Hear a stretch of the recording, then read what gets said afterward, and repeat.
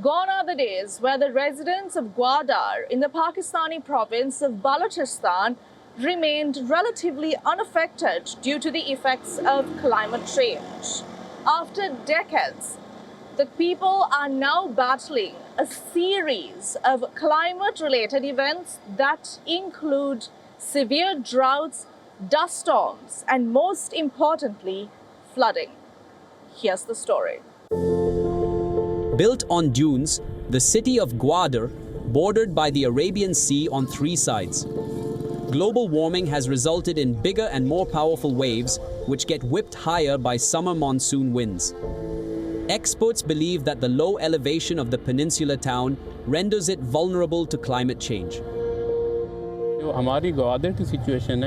The situation in Gwadar is no less than that of an island nation. What we witnessed in COP29 recently, where island nations, pointed out they don't have enough funding.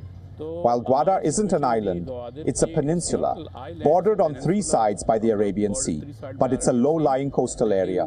So our situation is not less than that of island nations. In the future, it's going to get worse. In future, it is going to be more worse. Additionally, warmer air also holds more moisture, about 7% more per degree Celsius, translating into more big rain events. Recently, Pakistan has witnessed its share of catastrophes due to the adverse effects of climate change. Last February, for almost 30 consecutive hours, Gwadar was battered by rain.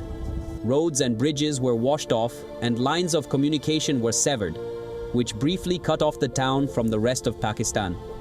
Still today, many homes bear the mark of destruction writ large upon them. In the neighborhood of Shadowband, local councillor Qadir Bakhsh still grapples with the issue of water seeping up through the ground and into his courtyard every day, forcing him to use a generator to extract it.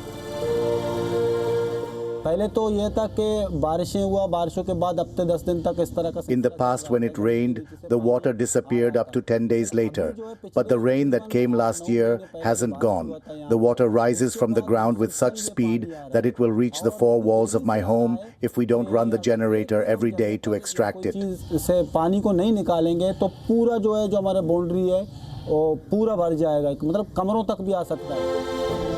Officials cite land use changes and unauthorized urbanization as factors worsening overground flooding.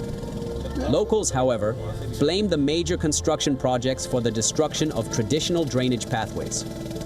Gwadar is the centerpiece of a massive Chinese-led Belt and Road initiative aimed at creating an overland route between the western Xinjiang region and the Arabian Sea through Gwadar. Hundreds of millions of dollars have been pumped into the coastal town to create a deep seaport, an international airport, expressways, and other infrastructure. But despite a decade of foreign investment, residents complain of no proper sewage or drainage system. In addition to this, Gwadar's fishing community has been adversely affected. The catches are smaller, native fish are disappearing, and migration patterns and fishing seasons have changed.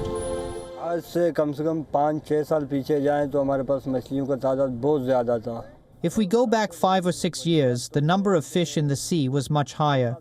The biggest reason for that was that there were no illegal fishing trawlers back then.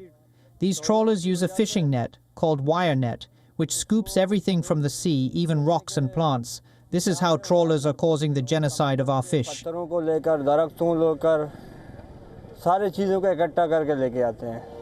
Illegal fishing and foreign trawlers are no doubt responsible, but rising sea temperatures have played a decisive hand. Additionally, global warming has led to more evaporation, which dries out soil and vegetation, leading to drought, a phenomenon increasingly being witnessed in Gwadar and the wider province. Consequently, the Arabian Sea, once considered a blessing for the port city, has turned into a veritable curse, posing an existential threat to the lives and livelihoods of the residents of Gwadar.